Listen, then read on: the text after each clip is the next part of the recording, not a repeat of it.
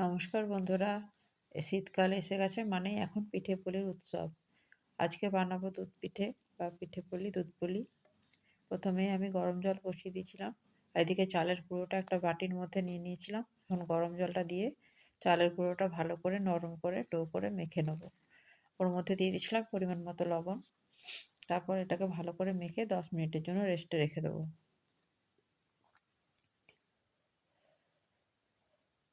দেখো আমার চালের গুঁড়োটা মাখা হয়ে গেছে। এখন আমি এটা থেকে ছোট ছোট লেচি করে বাটির মতন গড়ে নেব, যার মধ্যে আমি পুরটা ভরবো। এদিকে আমি খোয়াটার মধ্যে নলেন গুড় দিয়ে ভালো করে ফুটিয়ে রেখে নিয়েছিলাম একটু শক্ত করে।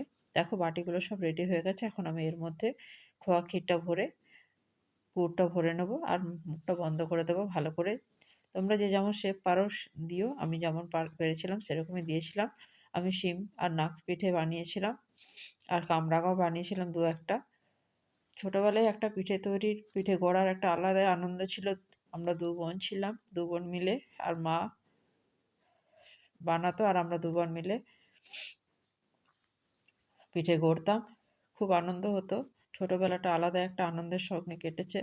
কিন্তু এখন আমার শ্বশুরবাড়িতে সেভাবে পিঠে পরবের নিয়ম নেই, তাই অতটা বানানো হয় না। তবে দুধ পুলিটা সবাই খায় তাই বানিয়েছিলাম।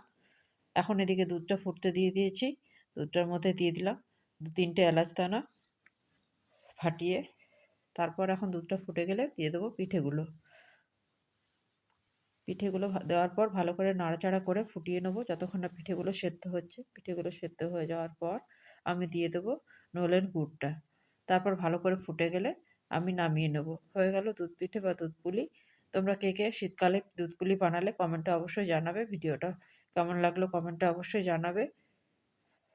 শুধু খেতেও এটা খুবই ভালো লাগে, আর রুটি বা পরোটার সাথেও এটা খেতে খুবই ভালো লাগে। তোমরা বাড়িতে অবশ্যই ট্রাই করো। আশা করি ভিডিওটা তোমাদের ভালো লাগবে। পুরো ভিডিওটা সবাই দেখো।